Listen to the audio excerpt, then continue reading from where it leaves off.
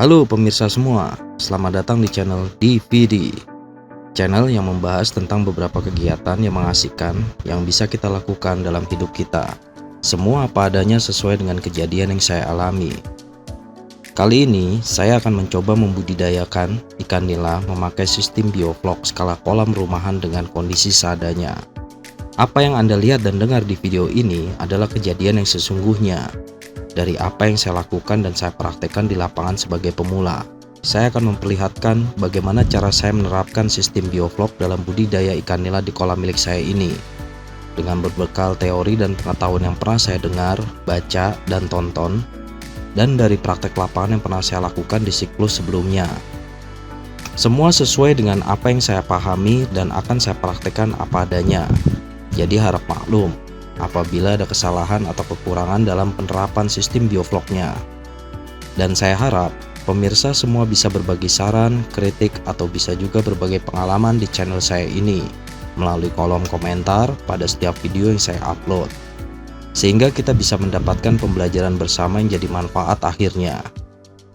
Tonton terus video saya ya, agar bisa mengikuti dari hari ke hari, dari minggu ke minggu perkembangan ikan nila yang saya budidayakan ini. Silahkan like, share, subscribe, dan komen video ini.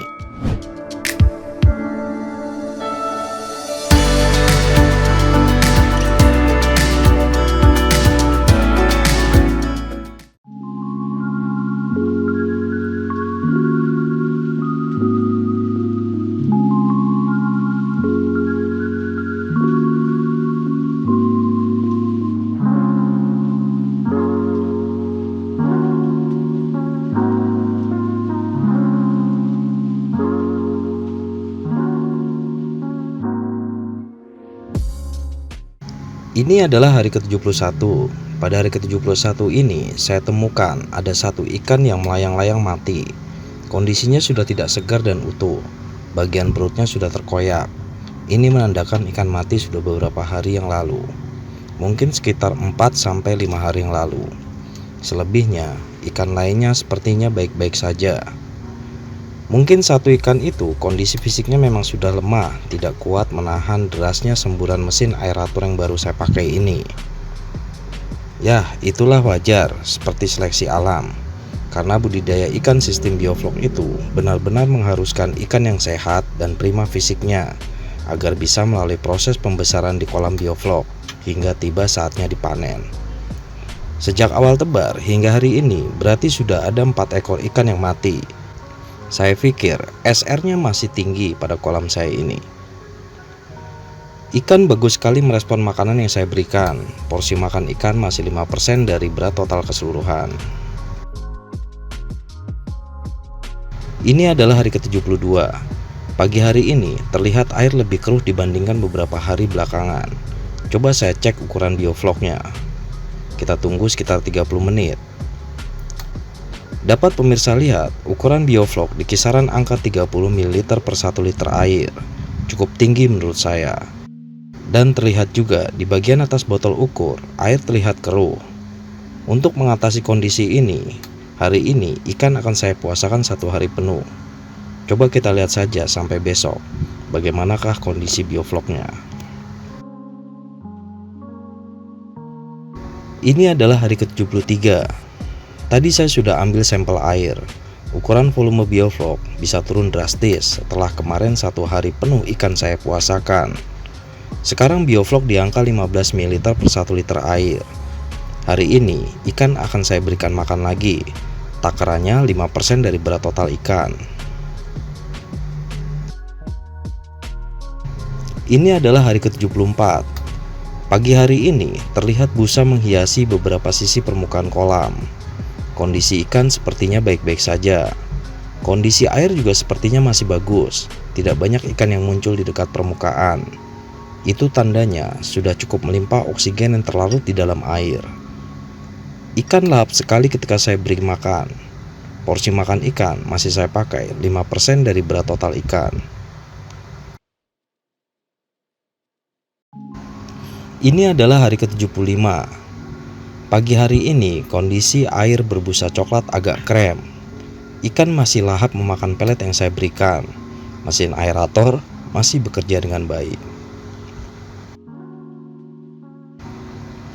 Ini adalah hari ke-76. Pagi hari ini, busa semakin banyak bertebaran di permukaan kolam. Air terlihat coklat krem, agak keruh. Tadi saya sudah ambil sampel air. Ukuran bioflok di kisaran angka 25 ml per 1 liter air. Namun bioflok sepertinya sangat kecil terbentuk, bahkan seperti debu atau butiran halus saja. Sepertinya bakteri heterotropnya sudah banyak yang mati.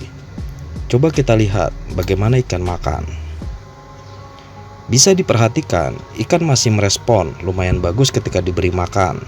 Tapi saya agak khawatir akan kondisi airnya. Saya akan lakukan pengurangan air dan menyedot endapan di dasar kolam. Kita sedot menggunakan sifon bagian dasar kolam. Namun sepertinya setelah sifon saya pindah-pindahkan ke beberapa bagian dasar kolam, tidak ada endapan yang kental ikut tersedot. Setelah mengurangi air, kita tambahkan air baru sampai di bawah sedikit batas ketinggian kolam. Dan rencananya besok saya akan tambahkan juga aplikasi bahan pembentuk bioflok memakai takaran setengah dari takaran awal. Sore hari ini kita persiapkan bahan pembentuk bioflok untuk aplikasi susulan yang terdiri dari aqua enzim 5 gram per 1 meter kubik, gula pasir 25 gram per 1 meter kubik. Kemudian kita campurkan bahan tersebut ke dalam air besi dan kita aerasikan selama 1 malam.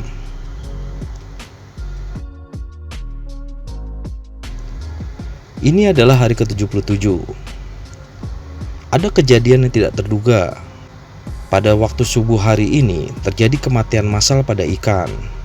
Penyebabnya adalah besi klem penjepit selang mesin aerator terlepas. Sepertinya besi klem atau penjepit selang mesin aerator bawaan pabrik itu kurang pas dengan jalur yang tersedia di mesin aerator, menyebabkan selang sambungan antara mesin aerator dan tabung pembagi udara sering terlepas. Entah saya yang memasangnya tidak benar atau memang malfungsi pada bagian ini. Karena ketika selang yang berwarna hitam dipasang dan sudah dimasukkan sampai mentok ke dalam jalur mesin, tapi besi klem penjepitnya tidak bisa masuk ke dalam jalur mesin aerator karena mentok di bodi mesin tidak muat. Seharusnya besi klem itu bisa masuk pas ke dalam jalur mesin agar bisa menahan semburan kencangnya angin dari mesin aerator sehingga tidak mudah terlepas. Kejadian ini sebenarnya sudah terjadi 3 kali. Yang pertama dan kedua kalinya terjadi pada siang hari. Untungnya kejadian itu segera diketahui oleh anak saya dan langsung bisa diatasi.